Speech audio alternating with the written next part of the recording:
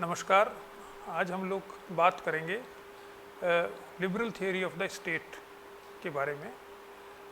आप जानते हैं कि आज दुनिया में सबसे प्रभावी राजनीतिक विचारधारा उदारवाद की है। हालांकि उसको बहुत से समस्याओं का सामना करना पड़ रहा है, उसकी बहुत सी चुनौतियां हैं, लेकिन फिर भी अभी तक दुनिया में उदारवाद को हटाकर कोई दूसरी नई राजनीतिक विचारधारा स्थापित नहीं हुई है। और जो राजनीतिक विचारक हैं वो भी अधिकतर लिबरल थियोरी को में रिफॉर्म कैसे करें, लिबरल थियोरी को अच्छा कैसे करें या उसकी क्या आलोचना है, उसके ऊपर बात करते हैं। ये एक मेरी पुस्तक है जो पिछले वर्ष आई है, liberal theory of the state. इसके अंतर्गत ये मैंने उदारवादी चिंतन, राज्य का जो सिद्धांत है उदारवादी, उसके बारे में विस्तार से लिखा है। और मेरा मानना है कि ऐसी पुस्तक बहुत कम है जो इंडियन पर्सपेक्टिव से लिबरल थियोरी पर लिखी गई हो। इसमें 7 चैप्टर्स हैं। पहला है idea of limit on the state, क्योंकि उदारवाद की जब हम बात करते हैं तो मूलतः वह एक सीमित राज्य की कल्पना उसमें होती है, उसे ही उदारवाद कहते हैं। तो इसमें ये बताया गया कि राज्य को सीमित करने का जो विचार है उसका क्या अर्थ है और वो कैसे स्थापित किया जाता है, इसके बारे में पूरा चैप्टर मैंने लिखा है। देन उस सेकंड चैप्टर है procedure of limit on the state. Procedure of limit on the state यानी जो हम सीमित करना चाहते हैं राज्य को, उसको सीमित कैसे किया जाए।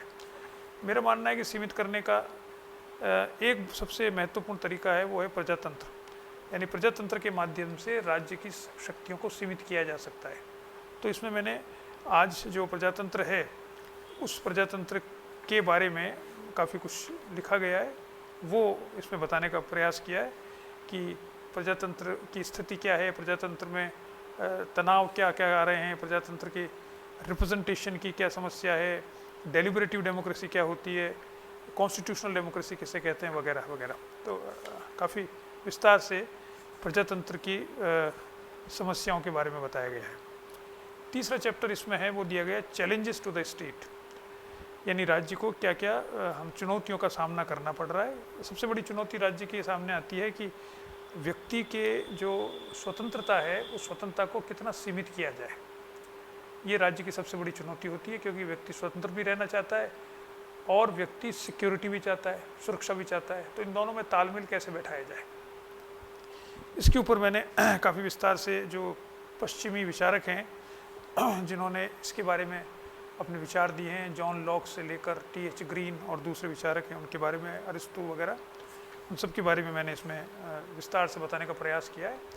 उसके बाद में दूसरी बात सामने आती है, वो होती है समानता की, कि उदारवाद में समानता कैसे स्थापित किया जाए, या समानता का क्या सिद्धांत है, या असमानता क्या होती है, असमानता क्यों को हटाना क्यों आवश्यक है, उसके क्या तर्क विचारकों ने दिए हैं, वो इसमें किताब में विस्तार से मैंने बताया। इसके अलावा डेवलपमेंट एज फ्रीडम, जो अमर्त्य सेन है हमारे दार्शनिक अर्थशास्त्री, उसने कहा है कि स्वतंत्रता का अर्थ केवल विकास है, अगर विकास नहीं है तो स्वतंत्रता का कोई अर्थ नहीं है। तो उसने स्वतंत्रता को विकास के संदर्भ में परिभाषित किया है, जिसका मैंने यहाँ पर विस्तार से विवरण दिया है। चैलेंजेस के बाद में चौथा चैप्टर आता है हमारा प्रेशर ऑन द स्टेट, कि राज्य के ऊपर किन किन चीज़ों का दबाव है और वर्तमान में कौन सी नई प्रवृत्तियां हैं जो इस पर दबाव डाल रही है। तो उसमें एक है आइडेंटिटी पॉलिटिक्स, यानी हम जानते हैं आइडेंटिटी पॉलिटिक्स बहुत महत्वपूर्ण बनती जा रही है, विशेष रूप से सोवियत यूनियन के विघटन के बाद वो महत्वपूर्ण हो गई है। इसमें 2 प्रकार की स्थितियां हो रही है। एक तो जो परंपरागत रूप से आइडेंटिटी में कहा जाता था कि जो बहुसंख्यक है वो अल्पसंख्यक को के प्रति टॉलरेंट है, यानी उसको स्वीकार करता है, उसके साथ वो उस पर प्रेशर नहीं डाल रहा है, उसको उसके अस्तित्व को स्वीकार करता है। लेकिन अब एक दूसरी बात सामने आने लगी कि जो अल्पसंख्यक है, चाहे वो अल्पसंख्यक धर्म के आधार पर हो, जाति के आधार पर हो, सेक्स के आधार पर हो, भाषा के आधार पर हो, नेशनलिटी के आधार पर हो, वो अल्पसंख्यक अपने आप को असर्ट कर रहा है और कहता है हमने भी देश को बनाने में अपना योगदान दिया है, इसलिए वो अब रिकॉग्निशन चाहते हैं, अपने कंट्रीब्यूशन की मान्यता चाहते हैं। तो चार्ल्स टेलर ने इस पर काफ़ी कुछ लिखा है, जिसको मैंने विस्तार से इसमें बताया है। इसके बाद में आता है फाउंडेशन ऑफ द स्टेट, राज्य का आधार क्या हो, एक उदारवादी राज्य का आधार क्या हो। आज की स्थिति में हम जानते हैं कि उदारवादी राज्य का आधार न्याय है, जो जॉन रॉल्स ने स्थापित किया था। जब उदारवादी राज्य आरंभ हुआ, जो जॉन लॉक ने स्थापित किया था, तब अधिकार राज्य के आधार थे। उसके बाद 19वीं शताब्दी में उपयोगिता राज्य का आधार बना, और उसके बाद में 1971 के बाद में जॉन रॉल्स ने न्याय को उसका आधार बनाया है। ये इनके बारे में मैंने विस्तार से इस अध्याय में लिखा है। Then comes the crisis of the state, राज्य के क्या क्राइसिस किस प्रकार की है। अच्छा, एक मिनट, राज्य का कह दो, वो कर रहे हैं।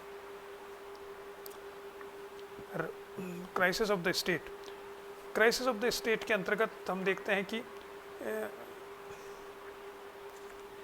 राज्य को के सामने किस प्रकार की समस्याएं आ रही है, क्या किन खतरों को वो देख रही है। उसमें एक प्रश्न उठाया मैंने, नागरिक और राज्य का क्या संबंध है।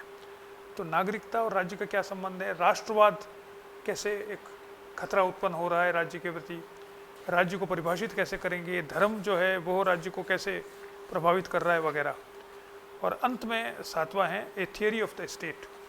A theory of the state के अंतर्गत हम देख रहे हैं कि जो राज्य का सिद्धांत बना है, उस राज्य के सिद्धांत को में एक नए सिद्धांत की अगर आवश्यकता है, तो वो नया सिद्धांत किन तत्वों को ध्यान में रखकर बनाया जा सकता है। और जो प्रश्न है वो क्या क्या है कि क्या मनुष्यों के प्रकृति सार्वभौमिक होती है या मनुष्य प्रकृति से अलग अलग होते हैं, क्या व्यक्ति का व्यक्तित्व उसके स्वयंत्व के द्वारा निर्मित होता है या समाज का उसमें हिस्सा होता है, क्या राज्य का हस्तक्षेप मनुष्य के जो पॉलिटिकल के अलावा जो दूसरा स्फीयर है उनमें भी होना चाहिए या नहीं होना चाहिए, और राज्य को कितनी शक्ति देनी चाहिए कि वो व्यक्तियों पर नियंत्रण कर सके। इसी प्रकार से राज्य का उद्देश्य क्या होना चाहिए, प्रायोरिटी क्या होनी चाहिए, न्याय, समानता, स्वतंत्रता में उसकी प्रायोरिटी क्या होनी चाहिए। इसी प्रकार से क्या हम ये माने कि व्यक्ति केवल विवेक के द्वारा ही मोटिवेट होता है या दूसरे तत्व भी महत्वपूर्ण होते हैं राजनीतिक सिद्धांत को बनाने में, और इतिहास और संस्कृति का राज्य के निर्माण में क्या हिस्सेदारी होती है। इन सब प्रश्नों के ऊपर इनको कैसे अलग अलग समय पर अलग अलग तरह से बात की गई है, इसको मैंने इस अंतिम चैप्टर में लिखा है। और अंत में मेरा जो आर्ग्यूमेंट है वो ये है कि हम एक उदारवादी राज्य का निर्माण कर सकते हैं। अब हमें नए प्रकार से राज्य के निर्माण की आवश्यकता है, जिसका आधार न्याय न होकर अहिंसा होना चाहिए। इसमें मैंने गांधी के सिद्धांत का सहारा लिया है और उसके आधार पर एक प्रस्ताव रखा है कि हम एक नए liberal theory of the state जो बना रहे हैं, that should be based on justice, not on justice but on non violence. ये पुस्तक पिछले वर्ष आई है, ये अमेज़ॉन पर उपलब्ध है। आपको पसंद आए तो आप ज़रूर लीजिए और इस पर अपनी टिप्पणी कीजिए। धन्यवाद।